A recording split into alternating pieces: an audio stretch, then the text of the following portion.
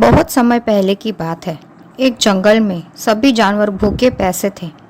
एक वर्ष बारिश नहीं हुई थी। पूरा जंगल सूखा पड़ा था। सूरज हर दिन तेजी से चमक रहा था, इसलिए बचा हुआ सारा पानी तेजी से खत्म हो रहा था। जंगल के कई जानवरों की प्यास और भूख की वजह से मृत्यु हो गई थी। फिर एक दिन शेर बचे कुचे जानवरों को बुलाकर सभा बुलाता है। जो अब जीवित बचे कुछ ही जानवर में से थे। एक शेर, बाघ, कौवा, सांप, मगर और लगड़बग्गा दोस्त बन गए। उनमें से प्रत्येक ने एक दूसरे की मदद करने की शपथ ली। चाहे हमें कितनी भी भूख क्यों ना लगे, हम एक दूसरे को नहीं खाएंगे। सभी जानवर भोजन और पानी की तलाश में चल पड़े। अंतिम कई घंटों के कड़ी मेहनत के बाद जानवरों में से कौवे को उठते हुए एक जगह पर पानी मिला। उसने बाकी जानवरों को भी बुलाया।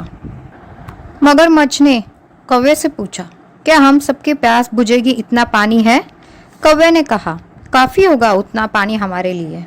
सभी जानवर आगे की ओर बढ़ते हैं और वहाँ एक छोटा सा पानी का तालाब होता है जो कि सूखने ही आ रहा होता है। सभी जानवर अपनी प्यास बुझाते हैं। प्यास बुझाने के बाद सांप को एक चीज़ दिखाई देती है। वह अपने दोस्तों को बुलाता है, चलो देखो वहाँ कुछ पड़ा है। सभी जानवर वहाँ पहुँचते हैं। उसे देखकर आश्चर्य होता है। शेर कहता है, ये क्या है? लकड़बग्गा कहता है, क्या हम इसे खा सकते हैं? शेर कौवे को उस थैली को छेद करने के लिए कहता है और छेद करके कौवा थैली खोल देता है और उसमें एक बड़ा मांस का टुकड़ा होता है। सभी खुश होते हैं, अब कुछ हमें खाने मिलेगा। मगर वह मांस का टुकड़ा इतना कम था कि किसी एक का ही पेट भर सकता था। सब एक दूसरे की ओर देखने लगते हैं। अब ये मांस का टुकड़ा किसे मिलना चाहिए? शेर कहता है, मैं जंगल का राजा हूँ, मुझे ये मांस का टुकड़ा दे दो। मैं जीवित रहूँगा तो जंगल रहेगा। बाघ कहता है, अगर तुम राजा हो तो तुम्हें मांस का टुकड़ा हमें दे देना चाहिए। क्या पता भविष्य में हमें खाने मिले या ना मिले। इस तरह सभी जानवर झगड़ते रहते हैं। तभी वहाँ पर लोमड़ी सारी बात सुन लेती है और वहाँ सामने आकर पूछती है, क्या बात है, तुम सभी लड़ क्यों रहे हो?